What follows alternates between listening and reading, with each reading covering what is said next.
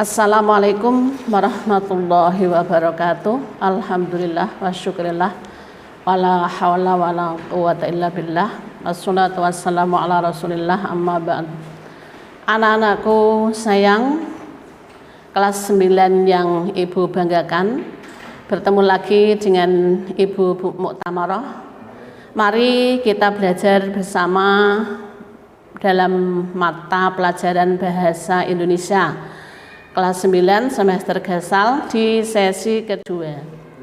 Bagaimana kabar kalian? Ibu berharap tetap sehat, tetap semangat, tetap belajar meski di rumah, karena memang tugas utamamu adalah belajar, dan belajar. Jangan sampai belajar di rumah mengurangi semangat belajarmu. Tetap patuh kepada orang tua, hormat kepada guru, saling menyayangi dengan anggota keluargamu serta teman-teman. Baik anak-anakku, untuk kelas 9 pertemuan kemarin tentang apa? Yaitu melaporkan hasil percobaan. Hari ini Ibu akan menyampaikan bab kedua. Ya, bab pertama kemarin yaitu melaporkan hasil percobaan atau eksperimen. Kemudian sebelum melanjutkan materi yang bab kedua ini, yaitu menyajikan pidato persuasif. Tapi saya mengulang sedikit tentang materi laporan hasil percobaan. Ya, tentang analisis atau uraian teks laporan hasil percobaan berdasarkan strukturnya. Kalian buka buku halaman 9. Anak-anak buka buku halaman 9. Halaman 9 ya. Menyajikan laporan percobaan. Nah, ada contoh teks laporan percobaan. Cara membuat es krim. Sudah menemukan? Ya, baik. Kita akan mencoba menganalisis atau menguraikan, menjabarkan, memaparkan lebih jelas lagi tentang struktur laporan hasil percobaan atau menganalisis sebuah laporan hasil percobaan berdasarkan unsur strukturnya. Ya, cara membuat es krim adalah bagian struktur judul. Ya, judul adalah cara membuat es krim. Kemudian bagian yang kedua apa? Tujuan. Tujuan yang kedua, sebenarnya banyak es krim murah yang dijual di supermarket, tetapi apa salahnya kita mencoba membuat sendiri es krim? Barangkali rasanya lebih enak. Itu adalah bagian yang kedua, yaitu tujuan. Struktur yang ketiga yaitu alat dan bahan. Ya, di dalam laporan hasil percobaan itu alat dan bahan: 1 es batu, 2 susu cair coklat, 3 garam, serta 4 2 kantong plastik klip yang ukurannya berbeda. 1 kantong plastik dengan ukuran kecil dan 1 kantong plastik dengan ukuran 2 kali lebih besar dari yang kantong plastik yang pertama. Itu adalah alat dan bahan, bagian yang ketiga atau struktur teks laporan percobaan yang ketiga. Kemudian yang keempat apa? Langkah-langkah, yaitu bunyinya seperti berikut. Langkah-langkah: 1. Tuangkan susu cair ke dalam kantong plastik kecil. Kemudian tutup dengan rapat. 2. Masukkan es batu serta garam ke dalam kantong plastik, kantong ukuran besar. 3. Masukkan kantong plastik kecil yang berisi susu cair tadi ke kantong plastik besar. Kemudian yang keempat, kocok selama beberapa menit. Itu adalah bunyi langkah-langkah, yaitu struktur laporan percobaan yang keempat. Kemudian yang kelima, hasil. Bunyinya seperti berikut. Ya, contoh ini ya. Setelah semua tahapan tersebut sudah dilakukan, susu cair akan berubah menjadi padat dan itulah yang akan kalian nikmati. Kemudian yang terakhir simpulan atau kesimpulan. Setelah mencobanya, ternyata membuat es krim tidak terlalu susah dan mahal. Selain itu, kita bisa mengisi waktu luang dengan membuat es krim yang lebih enak di rumah. Nah, itu penjelasan atau uraian atau analisis paparan mengenai unsur struktur di dalam laporan hasil percobaan. Baik, mengenai bahasa di dalam teks laporan hasil percobaan ini menggunakan bahasa kata kerja, baik kata kerja aktif maupun kata kerja pasif. Pada kalimat yang pertama dalam tujuan, kata kerja pasif dijual. Kemudian ada lagi kata kerja mencoba, membuat. Kemudian ada kalimat perintah, tuangkan susu cair ke dalam kantong plastik, kemudian tutup dengan rapat. Masukkan es batu serta garam ke dalam kantong plastik, kantong ukuran besar, yaitu kalimat perintah. Kemudian ada kata bilangan dalam kalimat, 2 kantong plastik klip yang ukurannya berbeda, 1 kantong plastik dengan ukuran kecil, 1 kantong plastik berukuran besar. Nah, ini sebagai kata bilangan. Kemudian ada lagi kata konjungsi yang menyatakan cara, yaitu titik-titik tutup dengan rapat. Kata penghubung dengan itu menyatakan keterangan cara dengan rapat. Kemudian ada lagi kata penghubung setelah, dan, tetapi, serta. Nah, baik, anak-anak itu menyatakan struktur atau saya ulang, menganalisis struktur dan kebahasaan teks laporan percobaan. Baik, mengenai laporan percobaan demikian tadi. Kemudian kita awali beralih pada materi baru, yaitu menyajikan teks pidato persuasif, yaitu bab 2. Ya. Halaman 15 sampai dengan 21 anak-anak. Ya. Berikut materi sesi kedua ini ada 3, yaitu A. Mengidentifikasi pidato persuasif. B.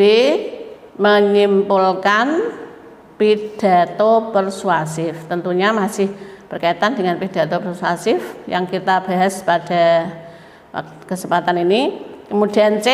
Menelaah apa? Yaitu pidato teks persuasif.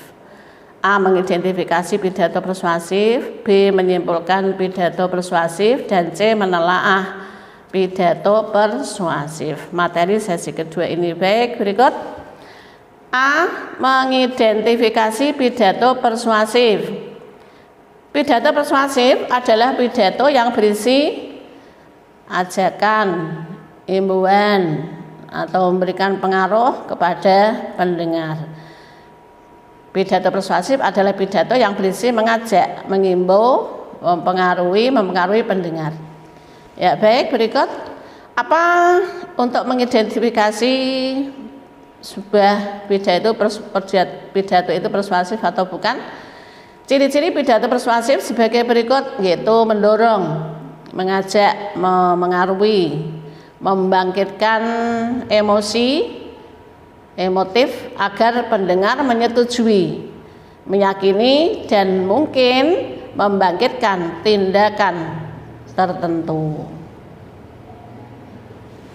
Pidato persuasif bertujuan mengajak atau membujuk pendengar.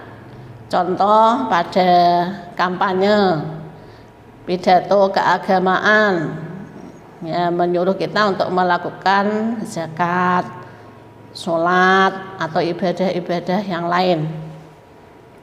Berikut prinsip pidato persuasif, yaitu mengajak demi konsistensi, mengajak demi perubahan, kemudian mengajak demi keuntungan, mengajak demi pemenuhan kebutuhan, atau mengajak demi berdasarkan pendekatan gradual. Nah, itu prinsip pidato persuasif. Cara memersuasi khalayak melalui pidato persuasif, yaitu dengan memperhatikan etika sebagai pendekatan, B. emosi untuk menggugah perasaan, dan C. logika agar apa yang disampaikan itu masuk akal atau nalar.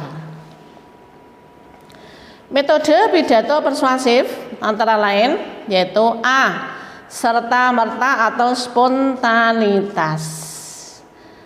Ya, sesuai dengan kebutuhan, misalnya ditunjuk langsung tanpa persiapan terlebih dahulu, karena yang ditunjuk dianggap sudah mahir atau pintar berbicara mengenai materi. Kemudian B ya, menghafal. Ya, menghafal artinya sebelum pidato itu persiapan menghafal dulu. C, bukan B aja. Anak-anak A, B, C, D itu yang betul, bukan A, B, C. A, terus B menghafal. C, naskah, yaitu membaca mulai dari awal sampai akhir. Yang menyampaikan pidato itu dengan cara membaca naskah. C, extemporan, yaitu berpidato dengan cara membuat garis besar konsep, kemudian diuraikan dari garis besar konsep tersebut, yaitu metode pidato persuasif. A, serta-merta atau spontanitas. B, menghafal. C, naskah. D, metode extemporan, yaitu menggunakan garis besar atau garis pokok, konsep pokoknya saja. Ya, dari metode pidato berikut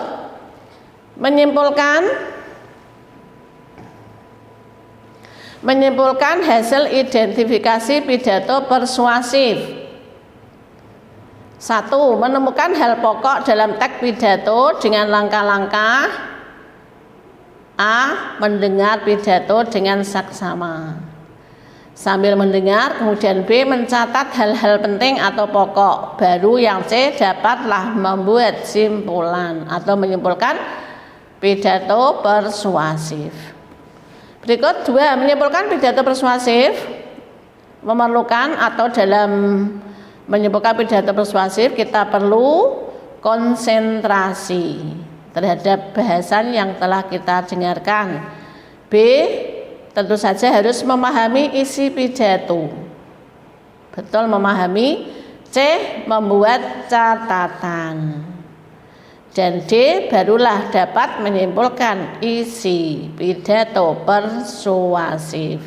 Nah, itu hal yang perlu kita lakukan dalam menyimpulkan pidato persuasif, yaitu A. konsentrasi, B. memahami betul isi pidato, C. membuat catatan, D. menyimpulkan isi pidato persuasif. Kemudian C. menelaah pidato persuasif. Apa yang kita telaah atau menguraikan ya, menjelaskan, menelaah.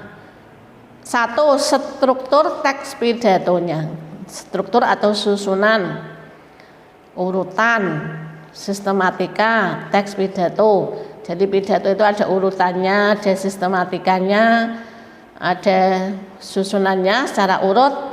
Kemudian 2, ciri-ciri kebahasaan pidato persuasif. Nah, ini yang akan kita telaah. Kemudian berikut struktur teks pidato persuasif atau susunan, urutan, sistematika, struktur teks pidato persuasif itu apa saja? Yang pertama yaitu pembukaan atau pendahuluan.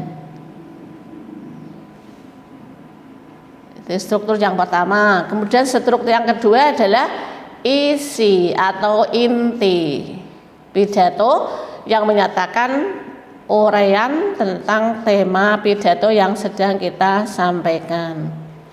Yang ketiga yaitu penutup pidato. Ya, baik anak-anak, apa saja tadi struktur teks pidato persuasif?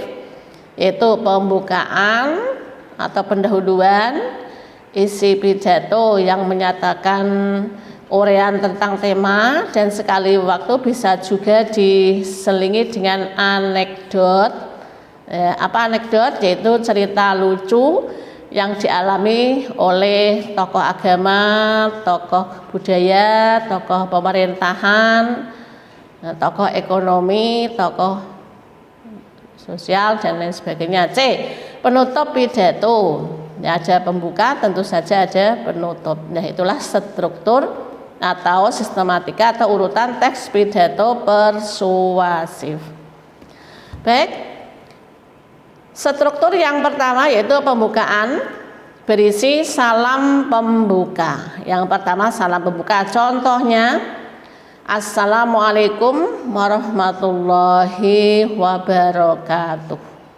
Nah, itu contoh yang sering digunakan. Kemudian ucapan sapaan penghormatan, contoh ya, menyapa yang hadir, contohnya yang saya hormati kepala madrasah. Perhatikan, tidak diawali kepada, tapi langsung yang saya hormati kepala madrasah. Tidak diawali kepada, sebab kepada hanya digunakan untuk konjungsi dalam kalimat, tidak di awal kalimat. Contoh, kita harus hormat kepada orang tua. Jadi kepada sebagai penghubung dalam kalimat, tidak di awal kalimat. Kalau ya kepada yang saya hormati kepala madrasah, itu tidak sesuai dengan kaidah atau tidak sesuai dengan peraturan bahasa Indonesia yang baik dan benar. Karena kepada digunakan untuk penghubung dalam kalimat. Contoh tadi, kita harus patuh kepada kedua orang tua. Kepada di dalam kalimat. Contoh yang lain, kita harus saling menyayangi kepada yang lebih muda. Kepada juga di dalam kalimat, tidak harus di tengah ya, di dalam kalimat, tidak di awal kalimat. Kemudian atau dibalik, kepala madrasah yang saya hormati. Yang saya hormati ibu-ibu. Karena yang hadir ibu, maka sapaannya yang saya hormati ibu-ibu atau ibu-ibu yang saya hormati. Contoh yang saya sampaikan tidak diawali konjungsi kepada, karena kepada tidak digunakan di awal kalimat, tetapi digunakan dalam kalimat. Contoh yang lain, kita harus menolong kepada sesama yang membutuhkan, kepada di dalam kalimat. Baik, bagian yang kedua adalah sapaan hormat, contohnya ini sudah. Kemudian yang ketiga, ucapan rasa syukur. Ya, ucapan rasa syukur.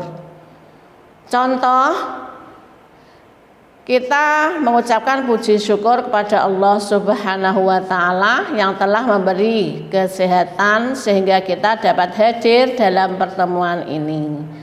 Atau mari kita mengucapkan puji syukur kepada Allah Subhanahu wa Ta'ala yang telah memberikan kesehatan sehingga kita dapat hadir dalam pertemuan ini. Ya, tadi adalah ucapan syukur, ucapan rasa syukur. Kemudian yang menyampaikan tema. Contoh, titik-titik. Pada pertemuan ini saya akan menyampaikan tentang temanya disebutkan, misalnya narkoba bukan hiburan melainkan kematian misalnya. Kemudian yang B, tadi pembukaan. Pembukaan berisi apa saja anak-anak? 1, yaitu salam pembuka. Ya, salam pembuka. Kemudian yang kedua apa? Sapaan hormat. Yang ketiga ucapan puji syukur atau rasa syukur. Contoh kita mengucapkan puji syukur kepada Allah Subhanahu wa taala yang telah memberi kesehatan sehingga kita dapat hadir dalam pertemuan ini. Kemudian yang keempat menyampaikan tema. Ya, B isi apa isi pidato? Ya, berisi uraian tema yang telah disebutkan pada pembukaan tadi. Ya, sekali waktu bisa diselingi dengan anekdot atau cerita-cerita lucu yang dialami oleh tokoh agama, tokoh sosial, tokoh politik, tokoh kepemerintahan dan lain-lain. Nah, berisi apa saja isi pidato? Yaitu pernyataan posisi. Kemudian berikut argumentasi, tahap argumentasi. Nah, bisa kamu lihat dalam bukumu anak-anak. Ya, halaman 18.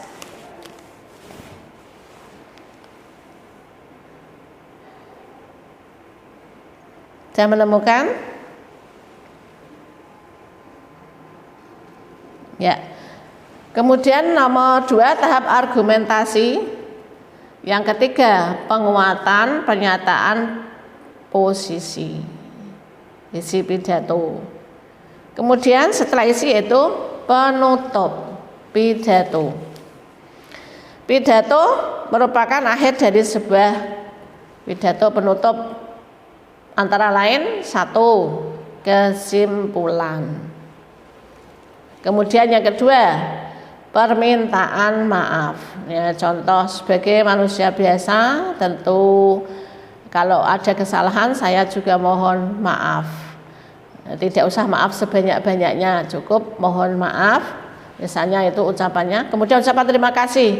Dan tidak lupa juga saya ucapkan terima kasih kepada semua yang hadir. Salam penutup, ya contoh wallahul muwaffiq ila aqwamit thoriq. Wassalamualaikum warahmatullahi wabarakatuh. Itu bunyi salam penutup. Ya baik, tadi struktur pidato persuasif dalam bukumu terdapat pada halaman 18 sampai 19. Saya ulang struktur teks pidato persuasif yaitu A. Pembukaan meliputi salam pembuka, ucapan hormat, ucapan syukur. Terus yang keempat yang tidak ada di dalam buku tadi adalah menyampaikan atau menyebutkan tema yang akan dibahas. Kemudian B, isi pidato, dan yang ketiga atau C yaitu penutup. Baik, setelah struktur pidato persuasif, kita berlanjut pada 2 ciri-ciri kebahasaan teks pidato. Bahasa apa saja yang digunakan dalam teks pidato persuasif? Ya, halaman 19 di dalam bukumu. Yang pertama itu kalimat aktif, baik aktif transitif dan aktif intransitif.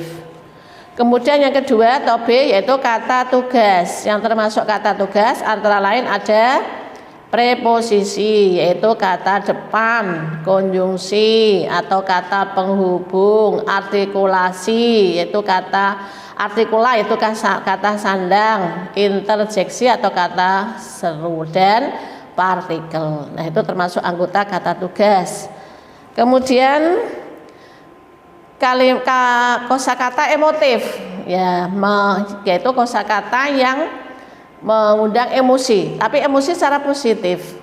Nah, biasanya ciri-ciri menggunakan kata ayolah, marilah. Nah,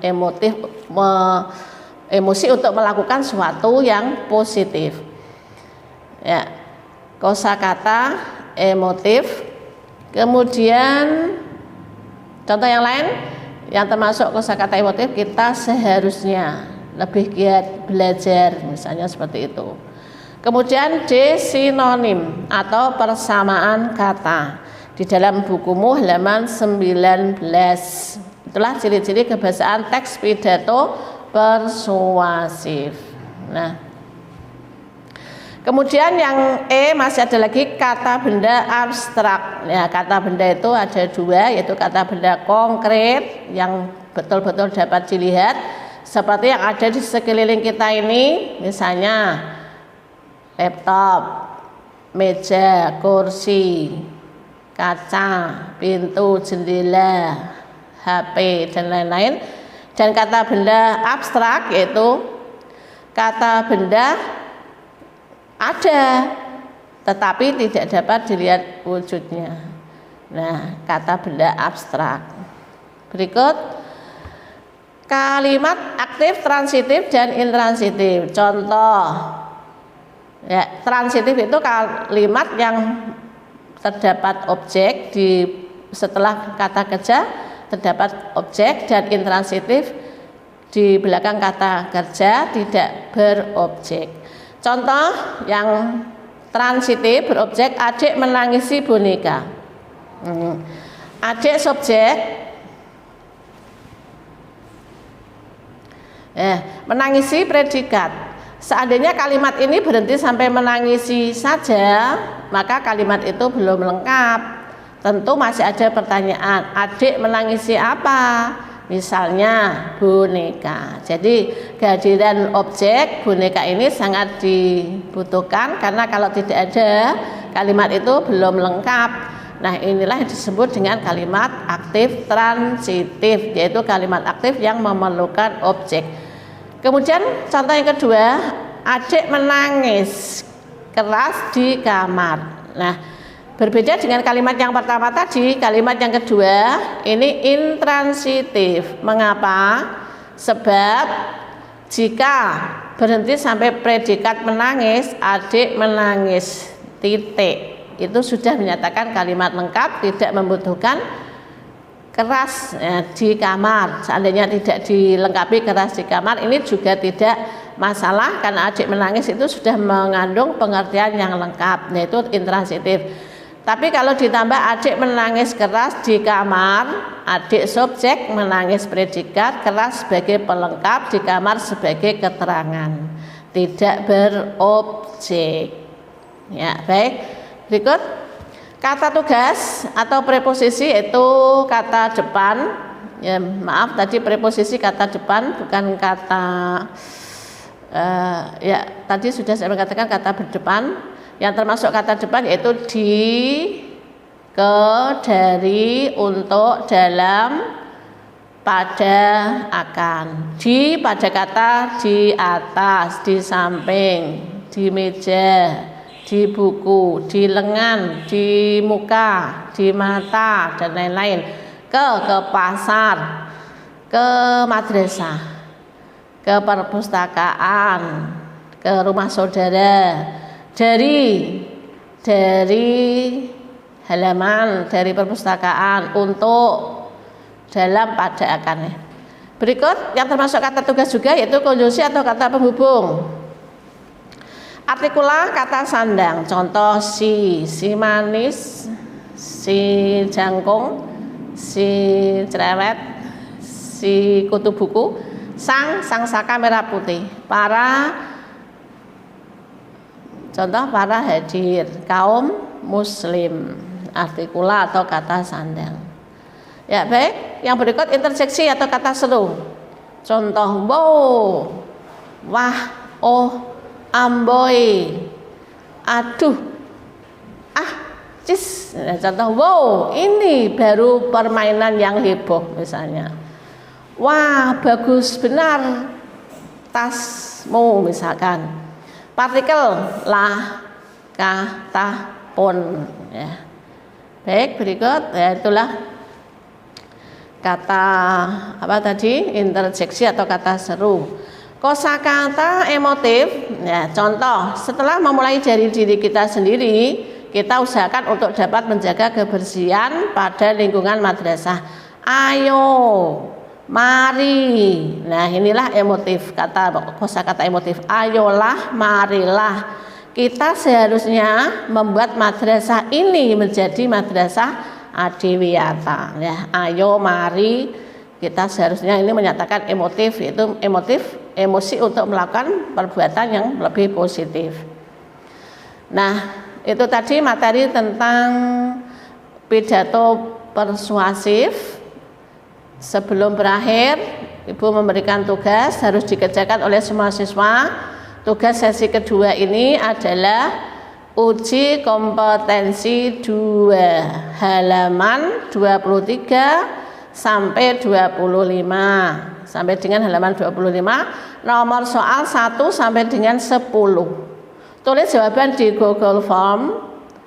Ingat, semua siswa harus mengerjakan, tidak ada yang tidak mengerjakan, semuanya harus mengerjakan. Tulis jawaban di Google Form, semua siswa harus mengerjakan. Ya, baik, selamat mengerjakan. Semoga sehat, sukses selalu. Sampai jumpa sesi ketiga. Ya, wassalamualaikum warahmatullahi wabarakatuh.